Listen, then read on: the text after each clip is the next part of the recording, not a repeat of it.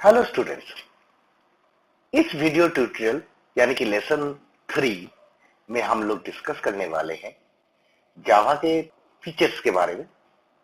जावा data types, जावा variables, arrays, strings और हम लोग जावा वेरिएबल में कैसे वैल्यू असाइन करते हैं। स्टार्ट करने से पहले अगर आप लोग प्रीवियस वीडियो मिस कर गए जहां पे मैं डिस्कस किया जावा का history, JVM, native code, byte code, ये ऊपर जो लिंक बटन आ रहा है उस पर आप क्लिक करो तो प्रीवियस वीडियो आपको दिख जाएगा। Let's get started. Lesson number 3।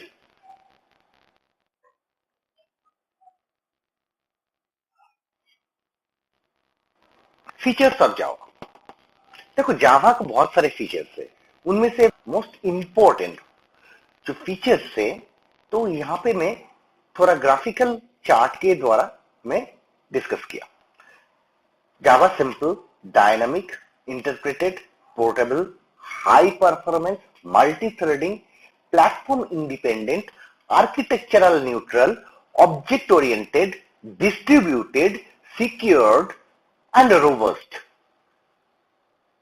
तो थोड़ा थोड़ा इसके बारे में थोड़ा एक दो लाइन हम लोग जान लेते हैं। क्या सिंपल क्या होता है, डायनेमिक क्या होता है, इंटरप्रेटेड किसको बोलते हैं, पोर्टेबल किसको बोलते हैं। चलो let's get started with that one first. Simple.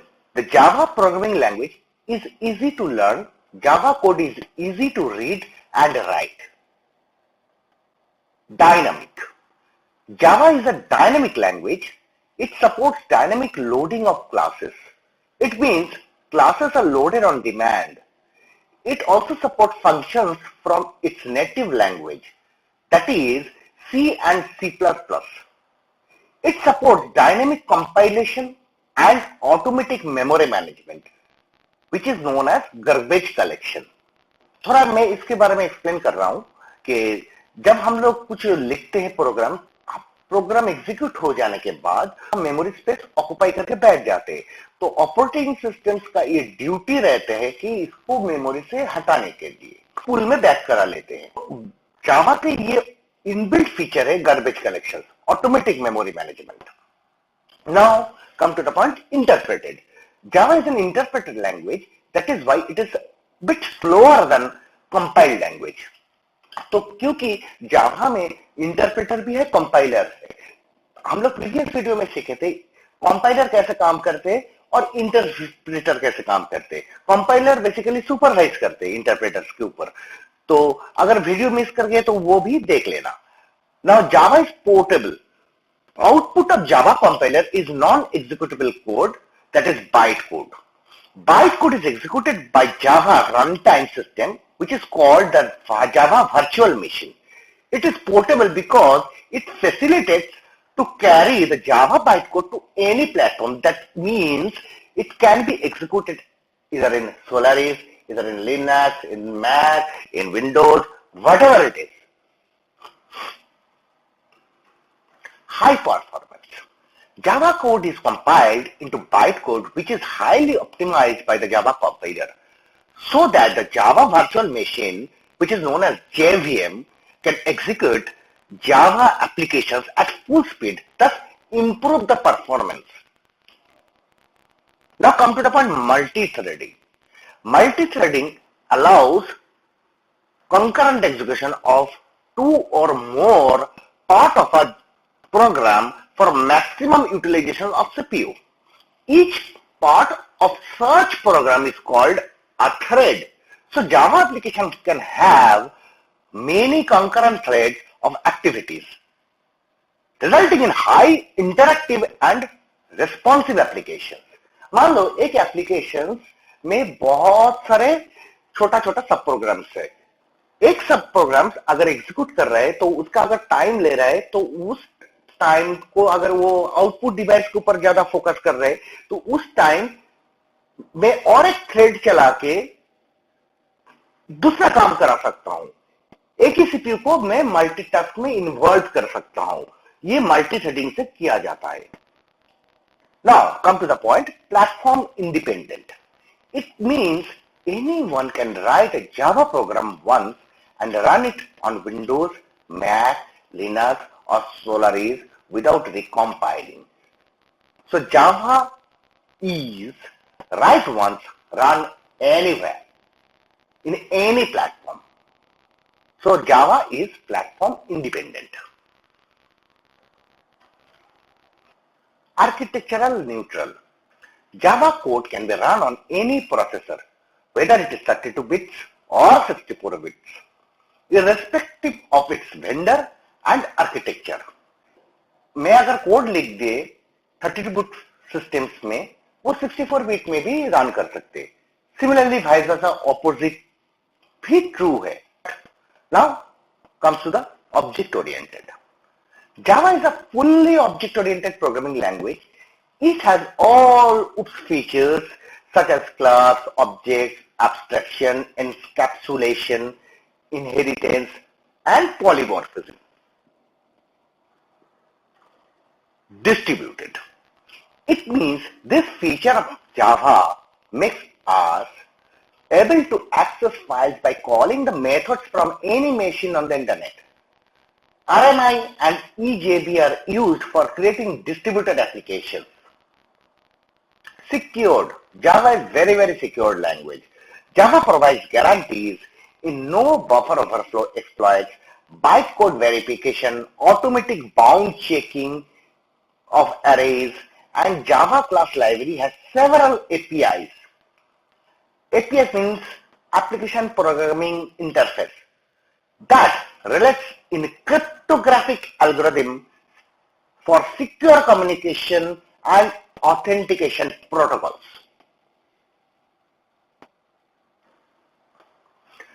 Now robust. Java is robust because it uses strong memory management. If memory is junked, then automatically it calls the garbage collection to collect the memory back into the memory pool. There is a lack of pointers that avoid security problems. There is no pointers at all. There is a automatic garbage collection, whatever I have told earlier, in Java, which runs on the Java virtual machine to clean objects which are not being used by Java application anymore. Next, there are exceptions handling methodology over there and type checking mechanism also. So Java is robust. Now, that is all the feature I have told you regarding Java. Now, we will start learning slowly what is Java program and how to write a Java program. It means to start any programming language, we should have to know how to write a program and what is the syntax, what is it means commands, or what is variables, data type. When we are going to learn Java programming slowly, then we need to know how to assign value, how to get the value, how to calculate the value. So that is the thing are most important. To initiate that process, we need to know how to write the program in a systematic manner. So let's get started. We should have to know what is a variable.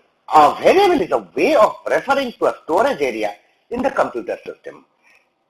This memory location holds value like number, text, or more complicated types of data like arrays, strings, objects, classes, etc.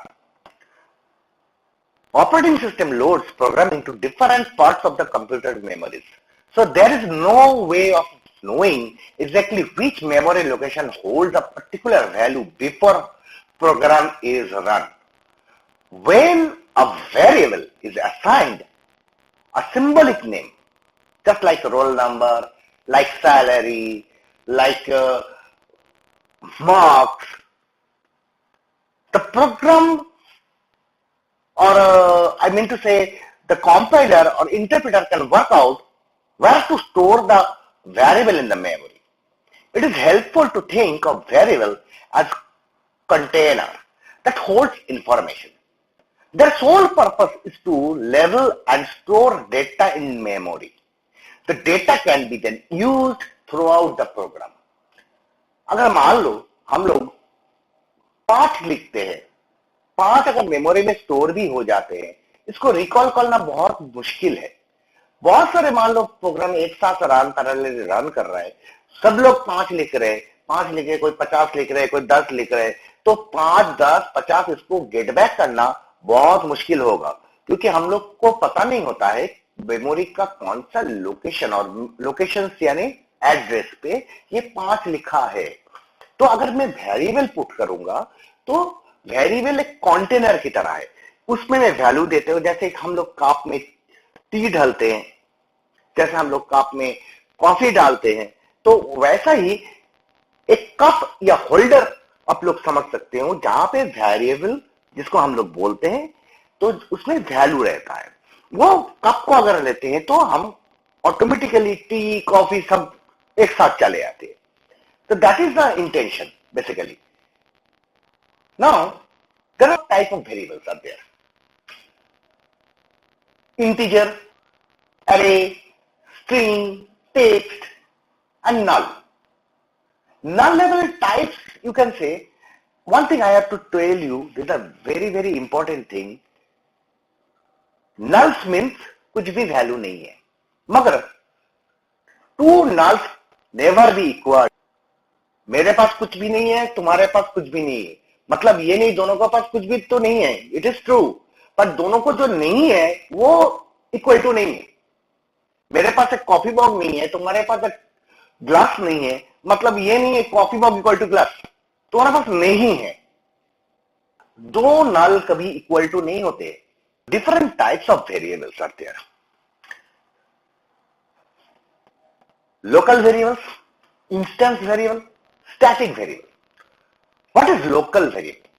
Local variables are a variable that are declared inside the body of a method. एक functions के और सब programme के अंदर जो हम लोग variable लिखते हैं उसको हम लोग लोकल बोलते हैं. इंस्टेंस वेरिएबल किसको बोलते हैं? जिसके ऊपर स्टैटिक नहीं है मगर वो प्रोग्राम के बाहर लिखते हैं. या क्योंकि लिखते हैं ऐसा? क्योंकि 2-3 प्रोग्राम वो वेरिएबल को यूज कर सकते हैं. इसको हम लोग इंस्टेंस वेरिएबल बोलते हैं, मगर एक क्लास का इंस्टेंस में ये लिखा जाते हैं. और static variable are initialised once at the start of the program execution. जब भी एग्जीक्यूशन होते हैं प्रोग्राम वो पहले पढ़ा जाता है. This variable should be initialised first before the initialisation of any instance of variables. Now data types. Java is statically typed and also strongly typed language, because in Java each type of data such as an integer, a character, a decimal and so forth is predefined as a part of the programming language, and all variables defined for a given programming must be described with one of the data types. There are basically two types of data. One is primitive data types and is non-primitive data types. Let's get started with data types variations. तो मैं इसको graphical chart के द्वारा आपके सामने दिखाता हूं, समझने में आपको आसान हो जाएगा. देखो, primitives are 2 types, Boolean and numeric, and non-primitives are string, arrays, etc. Boolean छोड़ के अगर न्यूमेरिक देखेंगे तो there are 2 types, character and integral. तो बुलियन को हम लोग बुलियन बोलेंगे, कैरेक्टर को कैर बोलेंगे. इंटीजर अगर होते तो हम लोग उसको बाइट बोल सकते, शॉर्ट बोल सकते, इंट हो सकता है, लॉन्ग हो सकता है. फ्लोटिंग पॉइंट अगर होते तो फ्लोट और डबल हो सकता है. ये boolean, char, byte, short, int, long, float, double होता क्या है? तो ये boolean char, byte, short, int, long, float, double, ये बेसिकली स्पेसिफाई होते हैं कितने बिट इसका स्पेस ऑक्युपाई कर रहा है मेमोरी में। एक्चुअली जावा यूनिकोड कैरेक्टर फॉलो करते हैं, तो यूनिकोड में हम लोग अगर कैर बोलेंगे तो ये 2 बिट्स जगह असाइन करेगा मेमोरी स्पेस में। अगर बाइट बोलेंगे तो 8।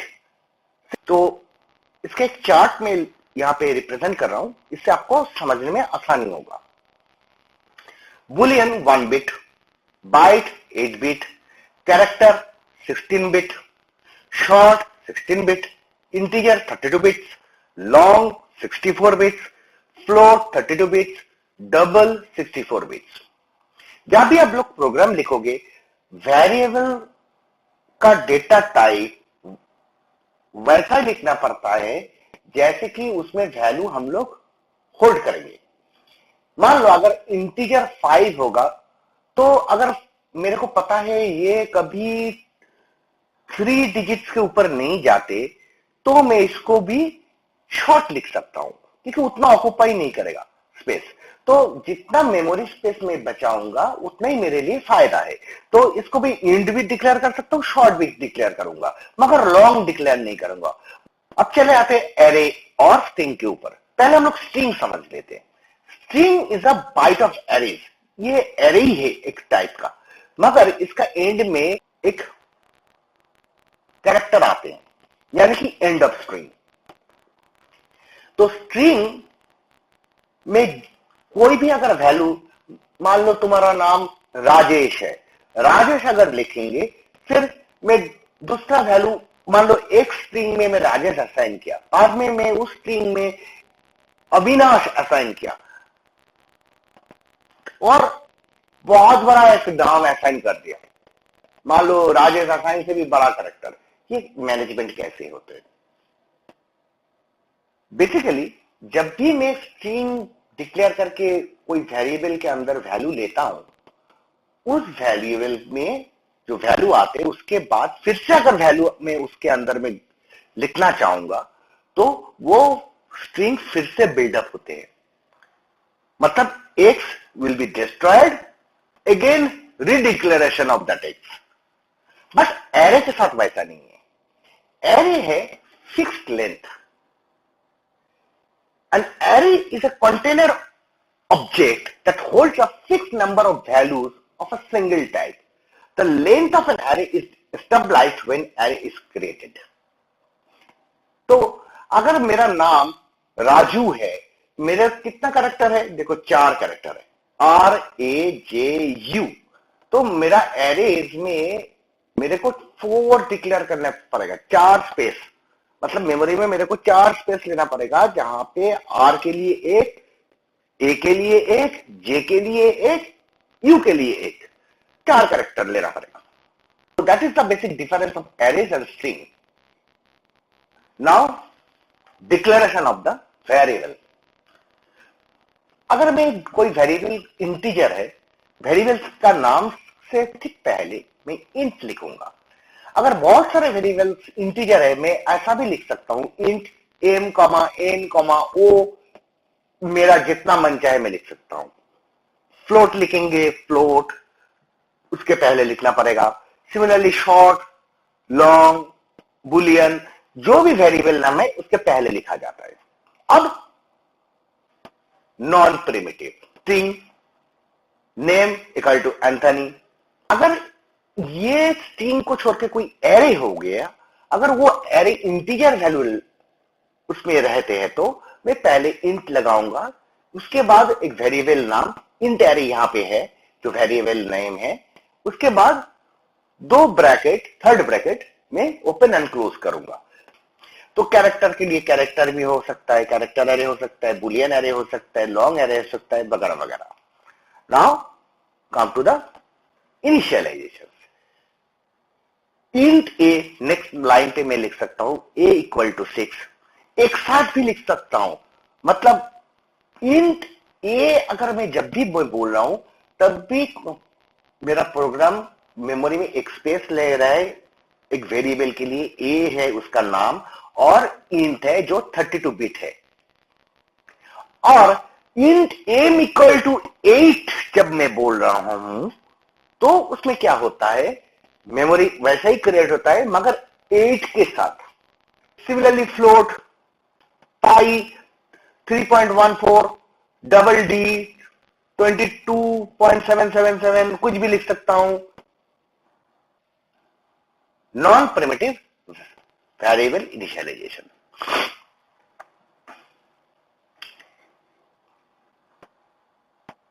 int array name, open and close third bracket. This is the way to declare any array. Now int new int 20. ये बोलने का मतलब क्या है, जो मैं हाईलाइट कर रहा हूं, देखो ये बोलने का मतलब है एक स्पेस लो जो 20 का एक छोटा छोटा बॉक्स रखेगा, मतलब हर में 32 बिट, 20 इंटू 32 बिट्स जगह मेमोरी एलोकेट करेगा। नाउ इंट ऐसा भी मैं लिख सकता हूं, इंट न्यू इंट 20। ये दोनों का जो मतलब है मैं एक ही सिंगल स्टेटमेंट में उसको मैं लिख सकता हूं ऐसा करके। ये दोनों का मतलब सेम ही है। मैं एक इंटीजर एरे क्रिएट किया, उसमें 20 स्पेस रखा, हर स्पेस 32 बिट्स का। अब मैं डायरेक्टली वैल्यू के साथ भी एरे क्रिएट कर सकता हूं। जैसे int open and close third bracket, int array new int open and close, now open second bracket 1 2 3 4 10, कुछ भी मैं लिख सकता हूं। यहां पे मजा का बात क्या है, ये 20 नहीं रखेगा, जितना मैं वैल्यू दे रहा हूं उतना रखेगा। ये डायनामिक हो गया थोड़ा, मतलब ये फिक्स्ड स्पेस भी है और डायनामिक भी है। अगर मेरे को पता नहीं है कितने नंबर्स इसके बाद है, मैं ऐसा करके भी लिख सकता हूं। Now coming to the type conversions and type casting. A variable of one type can receive the value of another type. Case number 1, let's suppose variable of a smaller capacity assigned to a variable of bigger capacity. This process is known as non-explicit or automatic conversion. ठीक है ना। मान लो एक value है double. मैं previous जो slide में दिखाए थे, डबल में 64 बिट होते हैं, इंटीजर में 32 बिट्स मेमोरी स्पेस लगते हैं। जैसे कि आप देख सकते हो, इंटीजर 32 बिट्स, डबल 64 बिट्स। मैं एक वेरिएबल डिक्लेयर किया डबल डी, और एक वेरिएबल डिक्लेयर किया इंट आई, उसके अंदर में वैल्यू में असाइन किया इक्वल टू 10। मैं अगर d इक्वल टू आई लिखते हैं तो ऑटोमेटिकली ये छोटा जो वैल्यू है ना, ये वैल्यू आसानी से चला जाएगा d के अंदर, क्योंकि d का स्पेस बहुत बड़ा है। अगर उल्टा करेंगे, उसको बोलते हैं टाइप कास्ट। मतलब variable of larger capacity assigned to another variable of smaller capacity. This process known as typecasting.